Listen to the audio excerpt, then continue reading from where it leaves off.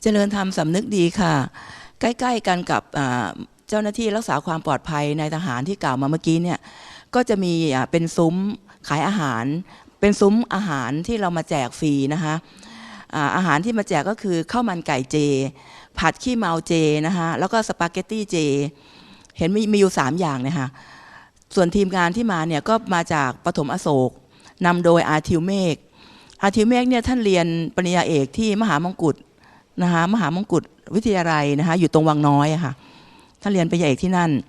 แล้วก็ท่านเป็นประธานชุมชนนะคะปฐมอโศกแล้วก็เป็นผู้ก่อตั้งโรงปุ๋ยปฐมอโศกด้วยความจริงท่านมาที่นี่เนี่ยท่านมาเพื่อพัฒนาโรงปุ๋ยพลังชีวิตนะคะมาดูแลเรื่องปุ๋ยนะคะแล้วก็มาแจกอาหารด้วยเพื่อสัมมนาคุณปีใหม่ให้กับพี่น้องค่ะการแจกอาหารเจในวันนี้เป็นบุญยวุฒิหมายเลข1นะคะแจกในระดับบุญนิยมระดับ4ก็คือแจกฟรีค่ะนะคะแล้วก็พี่น้องที่มาเนี่ยก็คือมีอาร์มแม่นมั่นนะคะอาร์มแม่นมั่นก็มาช่วยล้างกระทะค่ะตอนแรกก็มาช่วยล้างกระทะตอนหลังก็มาผัดนะคะแล้วก็มีแม่ครัวมาช่วยกันผัดนะคะคนเข้ามาต่อคิวยาวเลยนะคะเพราะว่าพี่น้องเนี่ยเชิญชวนให้มาชิมเนี่ยเป็นคำพูดที่แบบบ้านๆนะคะเช่นมาชิมฟรีนะคะคือเข้ามาก็แวะทานฟรีได้พอออกไปแล้วไปช็อปอะไรเสร็จเรียบร้อยเหนื่อยก็มาพักนั่งทานฟรีได้อะไรเงี้ยก็คือตรงเนี้ยเป็นอะไรที่สนุกสนานแล้วเป็นกันเองกับประชาชนกับผู้คนตรงนี้มาก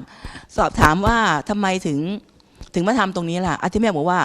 เขาเอาอาหารมาเชื่อมร้อยถ้าเกิดไม่มาปรุงอาหารก็ไม่รู้จะคุยกับประชาชนที่เดินผ่านมาด้วยเรื่องอะไร